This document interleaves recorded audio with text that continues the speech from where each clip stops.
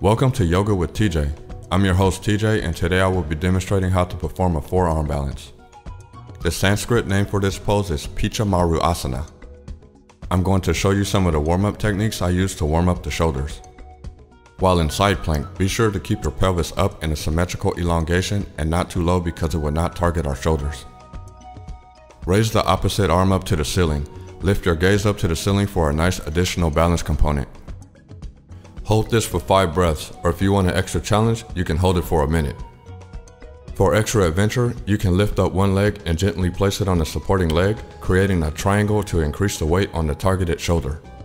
Feel the burn in the targeted shoulder as it increasingly warms up, and don't forget to do the other side after you're done. Here is another great stretch to warm up the shoulders. Stand up straight, place both arms behind your back, and interlace your fingers like you were being arrested. If your shoulders are like mine, you can join the palms together and create an even deeper stretch and faster opening of the target. Lean forward and try to keep your legs straight, as this will target your hamstrings as well. Bend your legs and lower your shoulders to the tops of your knees if you can, and come back up for what I like to call an inverted chair pose. Since I'm made out of gum, I will deepen the stretch and lift my arms symmetrical to the floor up in the ante further. Next up, we have the basic downward facing dog pose. Make sure your feet are parallel to your shoulders and keep pressing the heels into the floor. Keep your gaze to the back of your feet, or you can gaze down at your hands. Take 5 long solid breaths and try to maintain straight arms as you press them into the mat.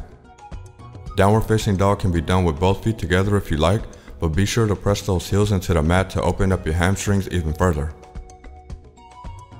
From child's pose, come into what's called Dolphin Pose, Mahrasana. Press into your elbows and bring your chest forward, engage your abdomen, and walk your feet in and then back. Hold this posture for about 5 breaths.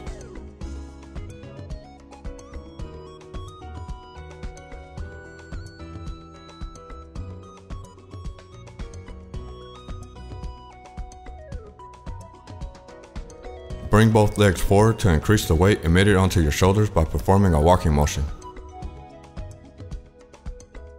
Come up to the tops of your toes to deepen the weight transfer to the targeted shoulders, and hold this for 5 more breaths. You do not want your hands to be placed together. Instead, you want them to be about shoulder width apart to create the structural integrity and foundation needed to hold the posture. Spread your fingers and claw the floor as you keep pressing your elbows into the mat. When you think you're ready to enter Pinchamayurasana, keep pressing your elbows and lift one leg up to the ceiling.